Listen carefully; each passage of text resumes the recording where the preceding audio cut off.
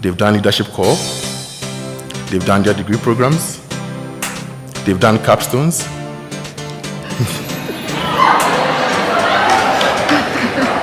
They've done online classes. There was COVID. And there was return to in-person classes, which was quite difficult. And so we are celebrating you today.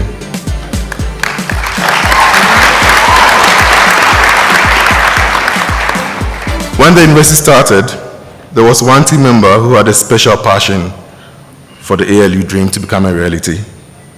It is quite fitting also that he has become the CEO of this great institution. If you know Veda, I believe you know what I'm talking about. Please join me to welcome our CEO, Mr. Veda Sunassee, to give the welcome address.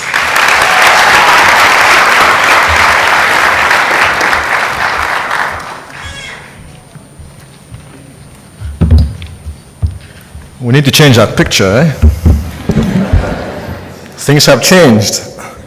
Ladies and gentlemen, Moramutse, I have to start by saying that in the past week I've spent an excessive amount of time with my executive team, especially with, where's the provost? Oh, he's sitting up here, Dr. Twala. And those who know Dr. Twala know that he is the king of metaphors. So I am a bit high on metaphors at the moment. So I'm giving you a forewarning that I will most probably use an unacceptable number of metaphors, very poor ones, in my remarks. So I was thinking about this welcome speech. I thought, what would be an appropriate metaphor for a graduation ceremony?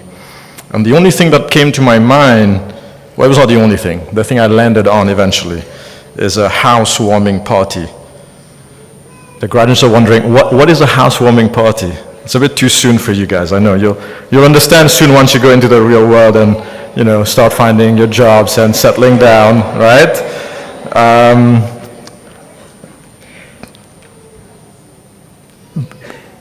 But I thought it still would be a good metaphor, because when you plan a housewarming party, you have to be very diligent with your guest list, right? Especially if you want to have a great party. So first on your list, you have to make sure that your landlord is there, just in case you need to get the lease extended at some point. So I want to start by thanking our landlord, the government of Rwanda, who's having us here in Rwanda, represented by the Honorable Minister Valentine, Minister of Education of Rwanda. Thank you very much for joining us. And I want to extend that welcome to the government officials who are also with us today. We're very grateful to the country of Rwanda for giving us a home and for being such a great host. Thank you, landlords. Then the next sort of person you add on your list has to be, the engineer or the architect who built the house in the first place. And in our case, it is our very own founder and chairperson of the board, Mr. Fred Sonica. Very happy to have you with us today, Fred. Thank you. Then next on your list, to make sure this housewarming is a fun party, you want to invite some special guest who everyone is going to want to hear from, because they have such wisdom that they carry with them. And we are honored to have our keynote speaker with us today, Dr. Senait Fisaha, Director of International Programs at the Susan Buffett Foundation. Thank you for being with us. And then you invite the friends that you like hanging out with, because they are fun. But also you invite the friends, first of all, who will make sure that at the end of the party, everybody takes an Uber and goes home or gets on a flight if they need to. So I want to extend a warm welcome to the ALU board, the ALU executive team, members of the diplomatic corps. So welcome to this graduation. And as you continue adding on your list, you think about, your neighbors, the ones that you want to be friends with, and you're not sure if they also want to be friends with you, but you kind of want to give each other a chance. And we are joined today by our friends from the New England Commission for Higher Education, NETSU, and we got some friends from HCL as well. So we are very happy to have you guys. Let's make sure we grab a drink later on, yeah? Then you also occasionally think about inviting, friends and people who share a common vision and set of values with you. And we are very delighted to have our friends from the MasterCard Foundation who are here today. I think I saw Joseph and a couple others, and we are graduating our first group of MasterCard Foundation scholars in this graduation. So thank you, MasterCard Foundation, for being here. And then you make sure, for sure, that you invite the friends who they're going to show up with food and drinks and even a boombox for the music. And that's the staff and the faculty of the African Leadership University. So very happy to have you guys here. And last but not least, you bring the people who you know are going to be the life of the party. They are the ones who are going to hit the dance floor first. They're going to make sure that the party rocks on till the end of the evening. So ladies and gentlemen, put your hands together for our graduates and their families.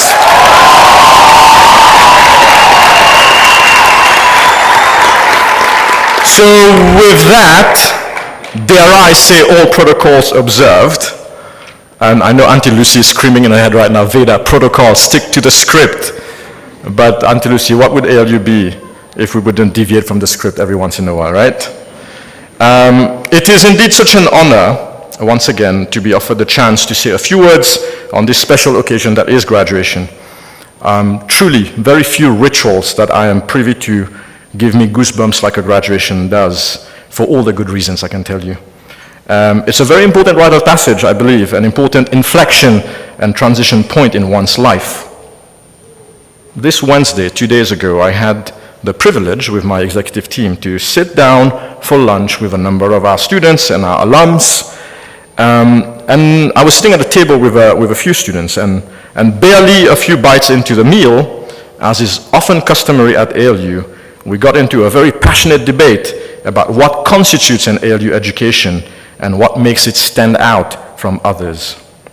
Mr. Kwame said it yesterday in his remarks at Asante Sana, that our roles as educators in this institution is that of facilitator, right? And as the eldest person at the table, I thought it was my job to facilitate, but I didn't actually get a chance to do so.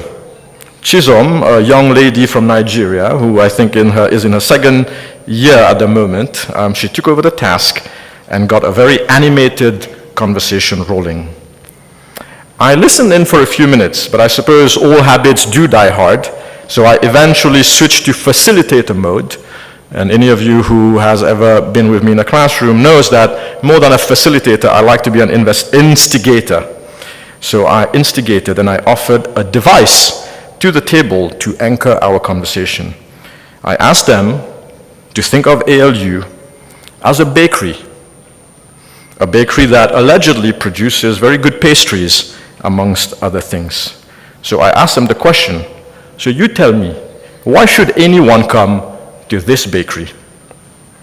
So graduates, with your permission, I'd like to use this second poorly chosen metaphor of bakery and some of the words of your peers to remind you of what you are transitioning from, why you came to this institution, and what I hope you're carrying with you as you graduate, in addition to a lovely basket of freshly baked croissant, hopefully. So of the many things that apparently happen in the bakery, I want to highlight 4 ones that they mention. The first thing that one of your peers said was, come to this bakery because in it you will find a community. Not any random community, but a truly pan-African community. I was sitting at a table with a Nigerian, a South Sudanese, a Kenyan, a Zimbabwean, a Rwandan, talking about the power of a unique education model.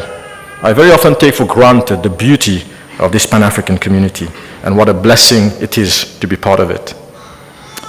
Somebody else added, come to this bakery because you can enter the bakery however you want, but you will walk out a different person.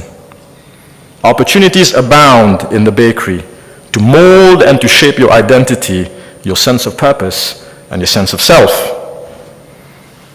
A third person added, come to this bakery because you will learn how to make your own pastries.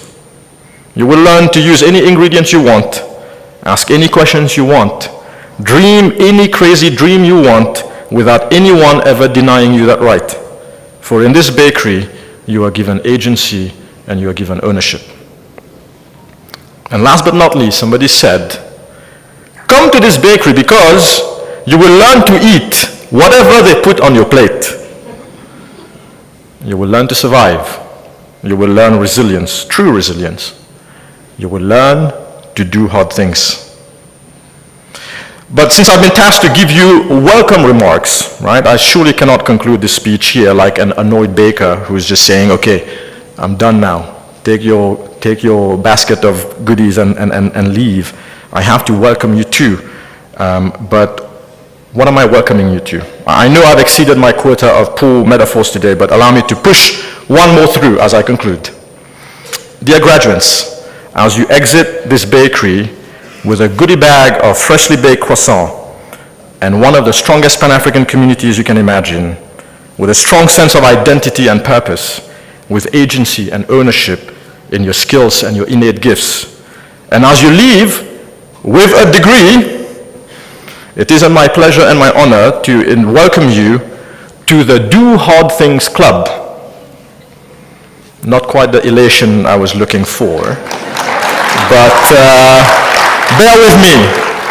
But in your defense, right, do hard things. That doesn't sound like the most uplifting thing or motivating thing to be welcoming you into, doesn't it, right? And you're graduating today, and I should be telling you to take it easy, go out there, have some fun, have a big party, right? And of course you should, by all means. Have a great party tonight. I hope you have a nice dinner planned today with family and with your friends. But when you are done with all of that, I hope that you remember that by virtue of having been part of this institution, you have a lifelong membership into this Do Hard Things Club. You are no stranger to the Do Hard Things motto. For crying out loud, it's right here, reminding you again and again, right? But let me tell you a few things about this Do Hard Things Club. A colleague recently debated me on this Do Hard Things motto. A colleague who, by the way, also happens to be an alumna of one of the AL group entities. So shocking, she debated me on something, right? She said, and I quote, and I have a permission to quote her. Oh, I just said her. Person X. She said, yes, we do hard things, but isn't the emphasis and what sets us apart the how we are doing it? ALU is pioneering smart solutions to tackle challenges on the continent in so many ways. And she's absolutely right. But I want to be clear. Being in the Do Hard Things Club is less about doing things the hard way or just working hard. Because obviously hard work is something that we obviously desire. But it is more about not shying away from hard challenges in the world. The ones that most people would probably not even attempt. Not for a lack of concern for them, but maybe from a feeling of powerlessness in front of the sheer scale or magnitude of the challenge. And in the Do Hard Things Club, we also see opportunities where others might see challenges. It's about doing the difficult things that others are not doing. It's about making tough but necessary choices when the easier ones are a lot more appealing. As we wrap up this month of July 2023, it will officially be the hottest month in recorded human history. Some experts suggesting it might be the warmest month in the past 120,000 years. We just emerged from a global pandemic, one that profoundly affected your learning experience, and there remains other major health concerns in the world. Some people are freaking out about the role of AI in our lives. So make no mistake, there is no shortage of hard things that desperately warrant human attention and your attention. But you guys, you are joining the youngest, the most dynamic labor force in an era of incredible opportunities. Yes, and of challenges. But remember that in the Do Hard Things Club, we see opportunities where others see challenges. And make no mistake that it will not be easy. President Barack Obama has a plaque on his desk that says, hard things are hard, and they truly are, but you can do them in a smart way. You want to know how I know this? Ask Frank Muhire, one of the alums, who decided that he'll do the hard thing by becoming a job creator and not a job seeker, and he's building a venture leveraging technology. But if you choose to be a job seeker to further build your skills, Ask one of your other, alumni, Jesse Salou, who is working at Amazon in London today.